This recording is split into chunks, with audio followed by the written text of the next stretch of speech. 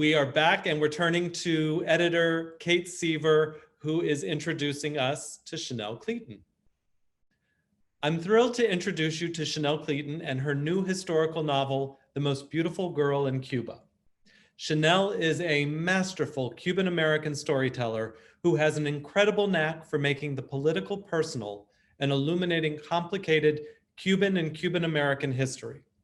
Her heroines are inspiring women thrust into extraordinary moments in history, and through their experiences, both the challenges and the triumphs, the reader gains an intimate understanding of the time period.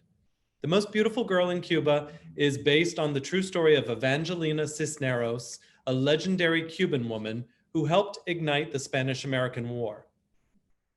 It showcases Chanel's talent for celebrating the role women have played in shaping Cuba, while sensitively exploring Cuba's politics and its complex relationship with the United States. Both heartbreaking and heartwarming, this novel reminded me of just how much the past informs the present and how much we can learn by understanding that synergy. It made me cry and cheer and immediately want to share and discuss it with all of the readers in my life. I'm confident you'll feel the same way, and I'm excited for you to read it. Here's Chanel Cleeton. Hi, everyone. I'm Chanel Cleeton. Thank you all so much for coming this evening. One of the things that I love most about writing historical fiction is having the opportunity to learn more about Cuban history as I travel back in time with my ancestors and my characters and really learn about where I come from and where my family comes from. In the summer of 2018, I was down in the Florida Keys on a research trip for my previous novel, The Last Train to Key West, and I had the opportunity to visit the USS Maine Mass Memorial and the San Carlos Institute in Key West, which is a Cuban heritage center and museum honoring the fight for Cuban independence.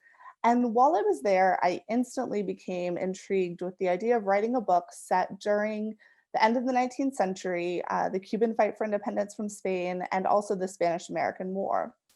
It was a period of history that I was less familiar with, one that my great-grandparents lived through, but my family really didn't speak much of growing up. As I began researching this time period and Cuba's third and final bid for independence, I kept coming back to the often less highlighted perspectives in the fight for independence, that of the women who sacrificed everything for Cuba's future. I found the voice in history that I was looking for in my novel when I came across the true story of a Cuban revolutionary named Evangelina Cisneros. As an 18-year-old woman exiled with her father to the Isle of Pines and later imprisoned in the horrific and notorious Recogidas prison in Havana for rejecting the advances of a Spanish colonel, her story has largely been forgotten over time, but during her life, Evangelina was an international celebrity.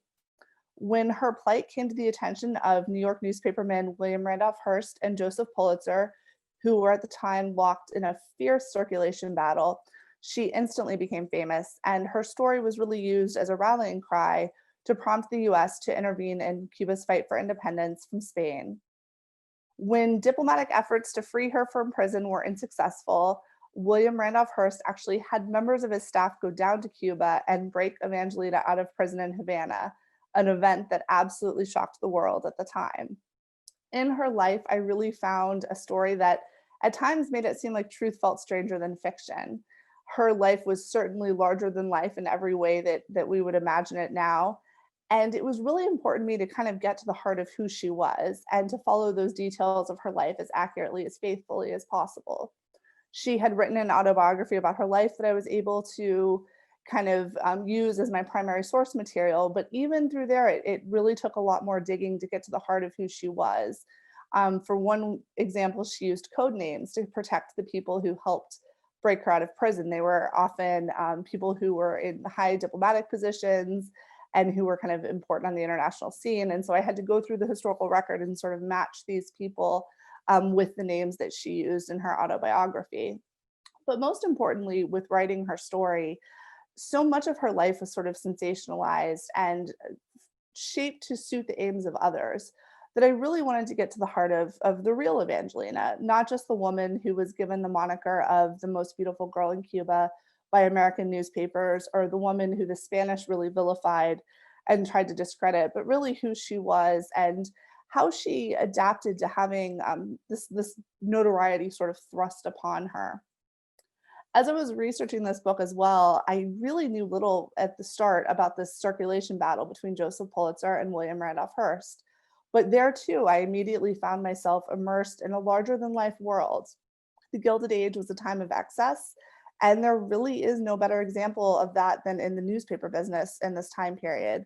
It was absolutely cutthroat, and in my fictional heroine, Grace Harrington, who's sort of modeled after the legendary Nellie Bly and other journalists like her, I was able to immerse myself in this fascinating time in journalism and to see how really the press was not just reporting on the news, they were making the news.